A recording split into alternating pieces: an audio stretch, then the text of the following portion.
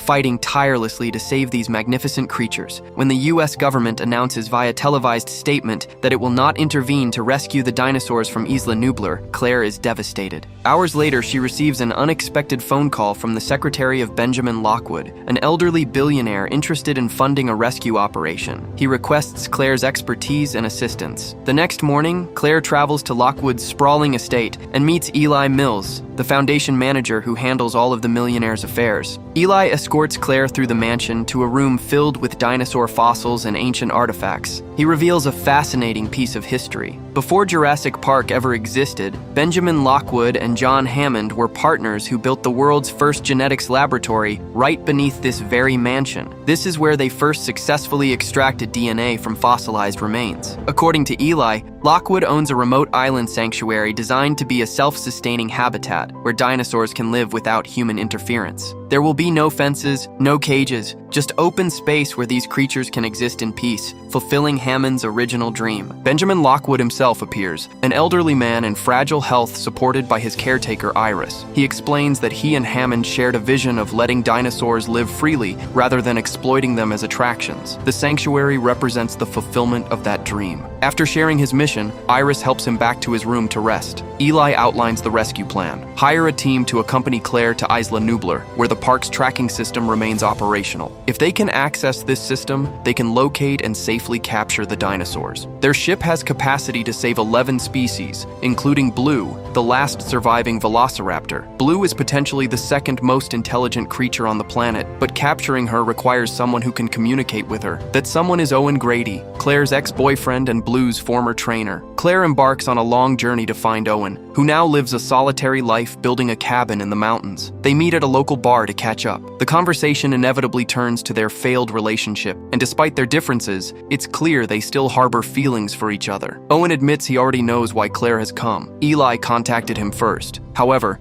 the former raptor trainer refuses to risk his life again for dinosaurs, even though he knows Blue survived the park's destruction. Claire, frustrated by what she perceives as cowardice, storms out in anger. That night, alone in his cabin, Owen watches old training videos of Blue and her siblings when they were still juveniles. The memories of their bond overwhelm him. By morning, when Claire's team arrives at the airfield to depart for Isla Nublar, they're surprised to find Owen waiting. He couldn't maintain his tough guy facade and decided to risk everything to save an old friend. Claire introduces her colleagues, Zia Rodriguez, a paleo-veterinarian, and Franklin Webb, an IT specialist. Both are Dinosaur Protection Group members volunteering for the mission. Upon landing on the island, the group meets Ken Wheatley, the gruff expedition leader in charge of the mercenary team. They immediately set out on their first mission, driving through the overgrown jungle. Suddenly, they hear a deep, rumbling sound. Zia exits the vehicle to investigate and finds herself face to face with a brachiosaurus walking majestically through the trees. Everyone is mesmerized by the creature's beauty. Zia, overcome with emotion, realizes she never truly believed she'd see a living dinosaur this close. The moment passes, and they continue to the abandoned control room, where Claire accesses the tracking system and quickly locates Blue's position. Zia decides to accompany Owen and Wheatley's mercenaries on the capture mission.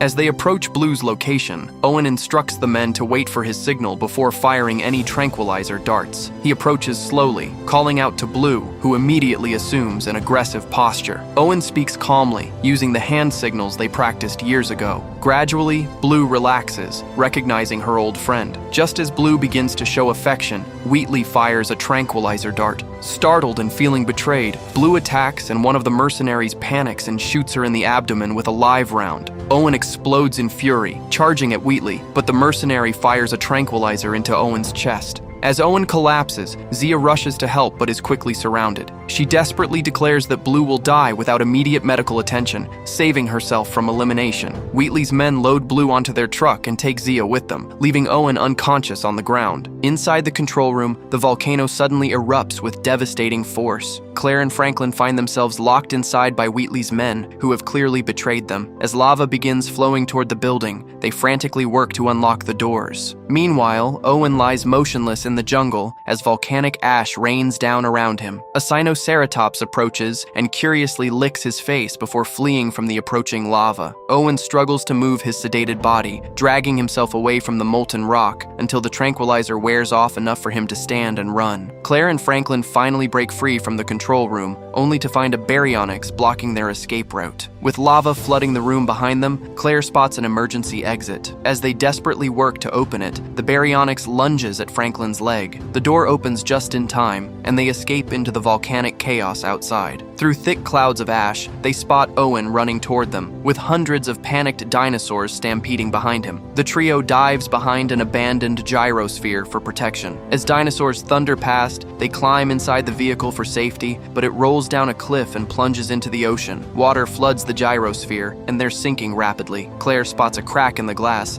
and uses all her strength to widen it, creating an opening large enough to escape. They swim desperately toward the surface, breaking through just as the main explosion sends a massive pyroclastic cloud across the island. Swimming toward the shore, they witness a heartbreaking sight. A lone brachiosaurus standing on the dock, crying out as smoke and fire engulf the island. The creature disappears into the inferno as the rescue ship departs, leaving them stranded. Fortunately, they manage to board an auxiliary transport before it leaves. On the ship, Zia works frantically to save Blue's life. The bullet must be removed immediately, but there's a critical problem. She needs a blood transfusion, and none of the sedated dinosaurs on board are suitable donors. Owen suggests using the T-Rex, whose blood is compatible with most dinosaur species. It's an incredibly dangerous procedure, but it's Blue's only chance. They locate the Tyrannosaurus Rex in the cargo hold, still sedated, but beginning to stir. Zia carefully extracts blood while Owen keeps watch. The transfusion succeeds, and Blue's vital signs stabilize. Meanwhile, Franklin discovers his laptop contains tracking data for all the captured dinosaurs. When he investigates the ship's destination, he's shocked to find they're not heading to a sanctuary. They're going back to California, to the Lockwood estate. Claire realizes with horror that they've been deceived. This was never a rescue mission, it was a poaching operation. At the mansion, Eli Mills hosts a secret black market auction for wealthy buyers from around the world. In the laboratory beneath the estate, Dr. Henry Wu, the geneticist who created the Indominus Rex, has been working on an even more dangerous hybrid, the Indoraptor. Young Maisie Lockwood, Benjamin's granddaughter, has been confined to her room but can't resist investigating. She discovers the basement laboratory and is horrified to see the Indoraptor in its cage, a sleek, intelligent predator with black scales and piercing eyes. She overhears Eli and Dr. Wu discussing their plans. They need Blue's DNA to perfect the Indoraptor's behavior and intelligence. Maisie sneaks into her grandfather's study and finds troubling evidence of Eli's dealings. When she confronts Eli, he reveals he's taken control of the foundation and dismisses Iris, the family's loyal housekeeper. Alone and frightened, Maisie examines her grandfather's personal photographs and makes a shocking discovery. She looks identical to a woman in the photos, her mother, standing next to a younger Iris. When the ship arrives, Claire Claire and Owen are discovered and locked in a cage in the basement alongside the captured dinosaurs. Claire watches a Triceratops mother with her baby in the adjacent pen and becomes emotional, remembering why she fell in love with these creatures. She blames herself for the current situation, but Owen reassures her they'll find a way to escape and stop Eli. Owen notices a Stygimalok in a nearby cell, a dinosaur with limited intelligence but an incredibly thick skull. His plan is simple: provoke the creature into headbutting their cage wall until it breaks. After several powerful impacts, the wall crumbles. Owen then lures the Stygimalok toward him, and in its charge to attack, it smashes through the cage door, freeing them. Upstairs, the auction is in full swing. The first dinosaur sold is an Ankylosaurus, which fetches $10 million.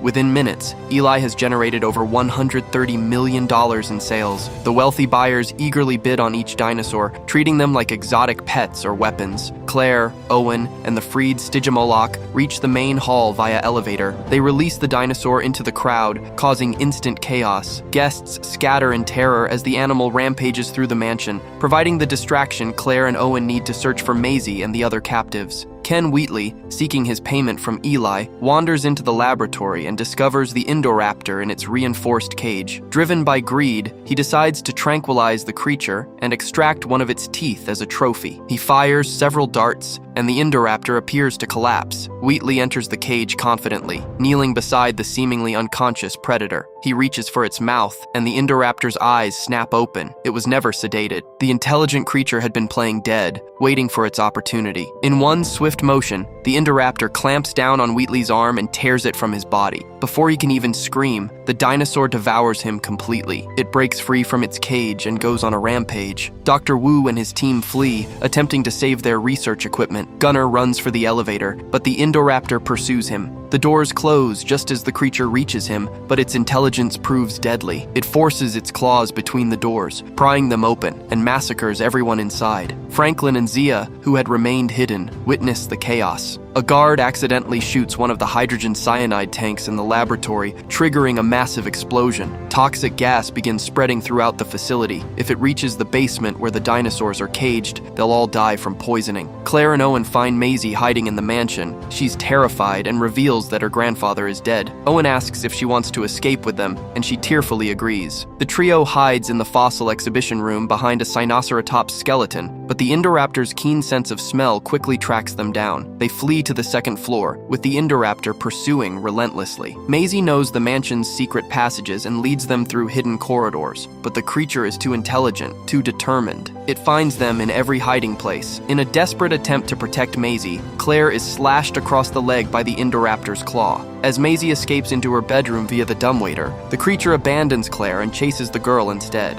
Owen stays to help Claire with her wound, but she insists he go after Maisie immediately. The Indoraptor climbs onto the mansion's roof and stalks toward Maisie's bedroom. It slowly pushes open the balcony door, approaching the bed where the terrified girl hides beneath her blanket. Just as its jaws open to strike, Owen bursts in and fires at the creature, but his bullets do little damage. Suddenly, Blue crashes through the window and attacks the Indoraptor. The two predators clash in a brutal fight, giving Owen time to grab Maisie and run. They dash across a walkway, but the Indoraptor knocks them down. They scramble onto the glass ceiling above the fossil exhibition hall, which begins to crack under their weight. The Indoraptor follows, moving carefully to avoid breaking through. Claire appears below and aims the targeting laser at Owen while activating the acoustic signal. The Indoraptor lunges toward the designated target, and Owen rolls aside at the last second. The creature crashes through the glass, falling toward the fossilized remains below. Incredibly, the Indoraptor manages to grab the metal framework, hanging suspended above certain death. Then Blue appears one final time, leaping onto the hybrid's back. They plummet together, and the Indoraptor is impaled on the horns of an Agujacaratops skeleton. Blue survives the fall, but the Indoraptor is finally dead. Franklin and Zia arrive with devastating news. They couldn't contain the hydrogen cyanide leak. The gas has reached the dinosaur containment area, and within minutes, all the creatures will suffocate. Claire rushes to the control panel. She can open the cages and the main gate, releasing the dinosaurs into the world, but doing so would unleash prehistoric predators into civilized areas, potentially costing human lives. Her finger hovers over the button. Tears stream down her face as she watches the dinosaurs struggling to breathe through the security monitors. She can't do it. She can't make that choice. But Maisie steps forward. In a quiet, determined voice, she explains her reasoning. These dinosaurs are just like her. They were created in a laboratory, brought into a world without their consent. They didn't choose to exist, but they're alive. They feel pain,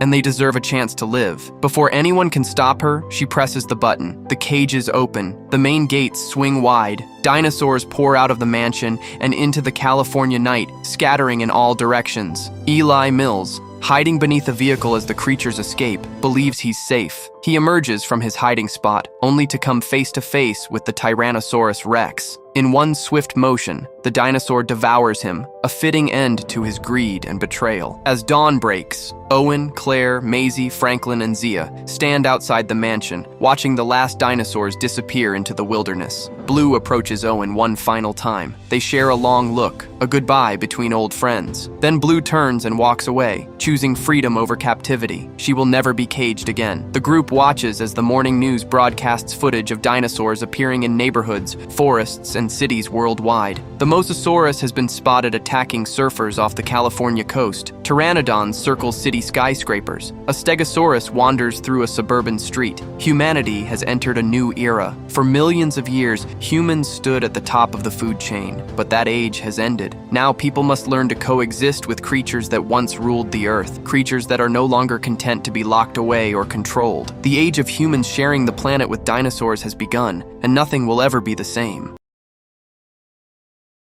A group of fishermen are sailing on a boat in the middle of the ocean. Everything seems normal, but then, without any warning, a giant sea creature called a mosasaur rises up from deep under the water. This enormous beast opens its huge mouth and swallows the entire boat whole. All the fishermen fall into the cold, dark ocean. The mosasaur disappears back into the depths. It has been 4 years since the volcano on Isla Nublar exploded. When the volcano erupted, it destroyed Jurassic World and sent dinosaurs running into the wild. Now dinosaurs and humans are living side by side all over the world, but it is not peaceful. People and dinosaurs are still struggling to get along. A powerful company called Biosin Genetics, led by a man named Louis Dodgson, has built a large dinosaur sanctuary in the beautiful Dolomite Mountains in Italy. The company says it is studying the dinosaurs for science, but there are dark secrets hiding inside. There is also a rumor spreading around the world a young girl, a human clone, is missing. She was secretly made by scientists at Biosin. Her name is Maisie Lockwood, and she is genetically identical to a woman named Charlotte Lockwood, the daughter of Benjamin Lockwood, who helped create Jurassic Park. People are searching for Maisie everywhere. Claire Deering, who used to work at Isla Nublar, is now on a mission to rescue dinosaurs that are being bought and sold illegally. She sneaks into a hidden illegal breeding center with her friend Zia. They secretly film the terrible conditions the dinosaurs are kept in. Inside the dark warehouse, they spot a small baby triceratops locked away by itself far from the other animals. Zia can see right away that the little dinosaur is very sick and nearly dying. Claire makes a quick decision. She cannot wait for the government to come and help because they will take days and the baby will not survive that long. So the two women drag the cage outside and call their friend Franklin to help them lift the baby triceratops into their van. Just as they finish, the criminals who run the place arrive. Claire jumps into the driver's seat and speeds away. 2 pickup trucks full of criminals chase them. In a clever move, Claire steers the van into a large herd of triceratops roaming the area. The giant dinosaurs crash into the criminals' trucks and stop them. The van escapes safely. Meanwhile, far away in the mountains of Nevada, Owen Grady is on horseback helping guide a herd of Parasaurolophus, large plant-eating dinosaurs, to a safe area. During the journey, one of the dinosaurs wanders off and gets separated from the group. Owen calmly takes out a rope, throws it like a lasso, and ties the frightened animal to a tree trunk. He speaks gently and slowly earns the creature's trust. Then he carefully leads it back to join the rest of the herd. Back at a small cabin hidden deep in the mountains, a teenager named Maisie Lockwood is living in secret. She cannot go out freely because people all over the world are searching for her. But Maisie has a wild, adventurous spirit and sometimes sneaks out on her bicycle to ride through the nearby town, even though it is very dangerous for her. Since Maisie's grandfather passed away, Claire has taken on the role of caring for her. Claire does everything she can to keep Maisie hidden and safe, but Maisie feels sad. She knows she is a clone, a copy of someone who lived before her, and this makes her feel like she is not a real person. Claire holds her close and tells her that being a clone does not make her any less special, unique, or important. When Owen comes home, Claire greets him with a kiss and quietly tells him that Maisie has gone into town again. The two of them look at each other with worry. They both know they cannot keep her locked away forever. A short distance away from the cabin, Blue, the velociraptor Owen raised and trained, is living with her baby, a tiny dinosaur named Beta. Beta is genetically identical to Blue. Blue is trying to teach Beta how to hunt. She places a rabbit in front of her and shows her what to do. But before Beta can learn, a wolf suddenly appears and snatches the rabbit away. Beta watches, startled. That night, while Blue and Beta rest near a campfire, a man named Rain is on the phone with his boss. He has been secretly following Owen and has found both Maisie and Blue with her baby. He reports everything back and plans are set in motion. Far away in Texas, two young children are outside looking after their family's chickens when they notice a strange, large insect sitting on a wooden fence. Before they can even react, thousands and thousands of giant locusts pour out from the fields like a dark cloud and devour every single plant in sight. The children run to the barn and hide until the terrifying swarm is gone. The next day, a scientist named Dr. Ellie Sattler is called to the site to investigate. She finds that the giant locusts have already destroyed more than 60 farms. But something strange catches her eye. The farm next door is completely untouched. Every plant on it is perfectly fine. She investigates and finds out that this undamaged farm uses seeds made by Biosin. Ellie becomes very suspicious. She believes Biosin created these mutant locusts on purpose so that only their seeds would survive, forcing all farmers to buy from them and making the company incredibly rich. Ellie travels to Utah to find her old friend, Dr. Alan Grant, a well-known dinosaur expert. She shows him one of the giant locusts. Alan is amazed. He has never seen anything like it. Ellie explains that if these insects keep spreading and reproducing, millions of people around the world will starve. She asks Alan to come with her to Biosin's headquarters to secretly collect a DNA sample that will prove the company is behind the plague. Back at the cabin, Maisie walks outside and starts a small fire to warm herself. Suddenly, she notices something in the trees. It is Beta watching her. As Maisie slowly moves closer, Blue appears from the shadows. Owen, who has just come outside quietly, tells Maisie to stay very still and not move. Owen gently approaches Blue, his old friend. Blue looks at him and then slowly walks into the forest. Owen follows her. He asks Maisie to go back inside the cabin and wait, but Maisie is angry. She is tired of being told what to do and where to go. She grabs her bicycle and rides off into the forest road. She does not know that Rain is watching her from the trees. He quickly contacts the criminal gang and tells them exactly where she is. At the same time, in the woods, a group of hunters suddenly attacks. They throw a net over Beta, capturing her. Blue rushes to defend her baby, but the hunters knock her off a cliff edge. Owen hears Blue's screaming cries echoing through the forest, but he is too far away and cannot stop them from taking Beta. Meanwhile, Maisie is riding her bike across a bridge when she is suddenly surrounded by criminals on all sides. They grab her. Owen watches from a distance, helpless. He runs back to the cabin and tells Claire that Maisie has been kidnapped. He grabs his gun and is ready to go after them. At that moment, Blue appears at the cabin door, her eyes wide with fear and sadness for her stolen baby. Owen makes her a promise. He will bring Beta home.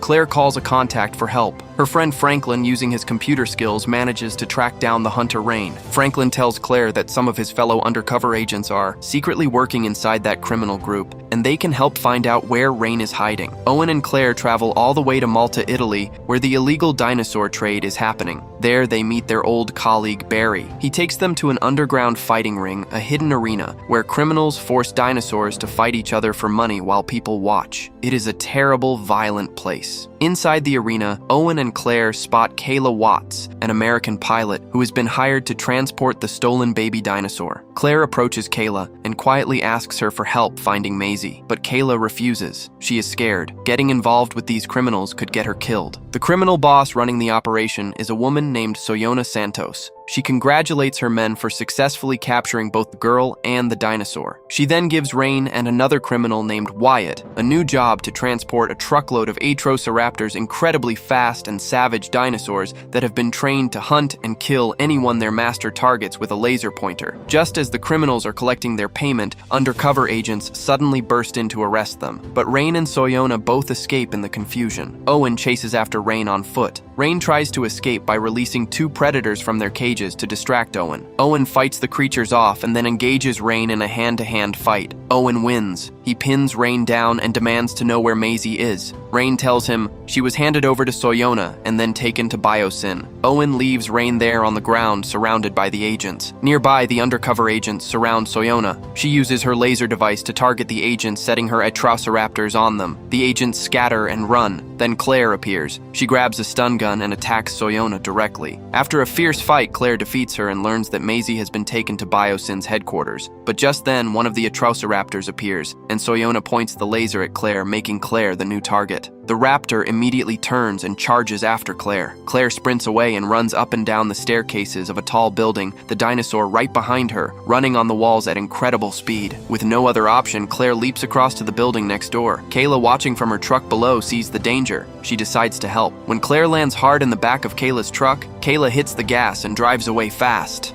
Meanwhile, Owen races to help his friend Barry, who is about to be torn apart by another Atrociraptor. Owen fights it off and Barry lures the creature into a cage. Owen slams the door shut. Then Owen gets a call from Claire. Maisie is at Biosin. He starts running through the city streets to find Kayla's plane, but Soyona turns the laser on him too, sending two Atrociraptors racing after him through the crowded city. Around him, people are running and screaming as giant dinosaurs storm through the streets. Owen has no time to help anyone, he just has to stay alive. He reaches the airstrip just in time. Claire and Kayla are already inside the plane. Kayla opens the back cargo door while the plane is still moving, and Owen sprints across the tarmac and dives in. One of the Atrociraptors manages to grab onto the plane as it lifts off, but as they gain altitude, the creature loses its grip and falls into the sea far below, taking Owen's motorcycle with it. Now Owen, Claire, and Kayla are flying to Biosin Sanctuary. Ellie and Alan arrive at Biosin's huge headquarters in the mountains. They are met by a friendly young man named Ramsey Cole, who works directly for Louis Dodgson. He gives them a tour of the massive facility. The first stop is a lecture hall where Dr. Ian Malcolm, the brilliant mathematician, who always warned that tampering with nature was dangerous, is giving a speech to Biosin employees. After the lecture, Ian quietly pulls Ellie and Alan aside. He slips Ellie a small key and tells her it opens basement 6, where the giant locusts are being kept in secret. He confirms her suspicions. Biosin did create them. Meanwhile, in another part of the facility, Dr. Henry Wu is in a panic. He tells Louis that the locusts are multiplying much faster than expected and have grown stronger and more dangerous. He wants to destroy all the ones that have already been released into the wild before the disaster gets out of control. But Louis refuses. He is afraid that if they do something so drastic, the world will suspect Biosin is behind the plague. To calm Dr. Wu down, Louis tells him some exciting news. Maisie and Beta have been captured and brought to the facility. This matters greatly to Wu. He explains why. Blue, the velociraptor, has DNA from a monitor lizard, a reptile that can reproduce completely on its own without a mate. Because of this, Blue was able to produce Beta, a daughter who is genetically identical to her. This is exactly what Charlotte Lockwood, Maisie's late mother, also did. Charlotte gave birth to Maisie on her own. Wu believes that by studying Maisie's DNA, he can learn how Charlotte altered cells and use that same method to fix the locust's genes and stop the plague. Dr. Wu meets with Maisie and explains her story. When Charlotte Lockwood was working as a scientist, she loved dinosaurs deeply. Like Blue, Charlotte gave birth to Maisie alone, raising her with her own DNA. But when Maisie was still a baby, Charlotte began to get very sick from a serious genetic disease passed down in her family. Before she died, Charlotte worked tirelessly and found a cure. She managed to alter every single cell in baby Maisie's body so that Maisie would never develop the same disease. Charlotte saved her daughter's life, and Dr. Wu wants to study exactly how she did it so he can use the same method to fix the locusts he accidentally made too dangerous. Dressed as Biosin employees, Ellie and Alan use Ian's key to sneak into the secret underground laboratory. They carefully collect a DNA sample from one of the giant locusts. If this DNA matches the DNA of the locusts destroying the farms outside, it will be proof that Biosin engineered the plague. The truth can be used to shut the company down. While Dr. Wu is busy talking to Louis, Maisie acts quickly. She sneaks to the room where Beta is being kept locked in a cage and opens the door. Beta is free. The alarm immediately starts screaming through the facility. The sudden noise and chaos agitates the giant locusts in their containment chamber. They begin smashing around, attacking anything in their path. Wu and Louis rush to escape the room. In the hallway, they run into Maisie, All three of them start running together. Meanwhile, Kayla's small plane is flying over the mountains toward the Biosin sanctuary when suddenly a massive Quetzalcoatlus, an enormous flying reptile from the end of the dinosaur age, attacks the aircraft. The creature tears through the wings and the plane starts to go down fast. Owen looks around the plane. There is only one parachute seat, and it is Claire's seat. He tells her she has to jump and survive so she can save Maisie. Claire has no choice. She ejects and the parachute opens above her, but immediately several more Quetzalcoatlus swoop in, diving at her as she hangs helplessly in the air. It is terrifying. She tries to protect herself as she falls. Owen and Kayla brace themselves as the plane crashes, but incredibly, a spare parachute was hidden in another seat, and they are able to slow their fall just enough to land alive. Back at the train station inside Biosin,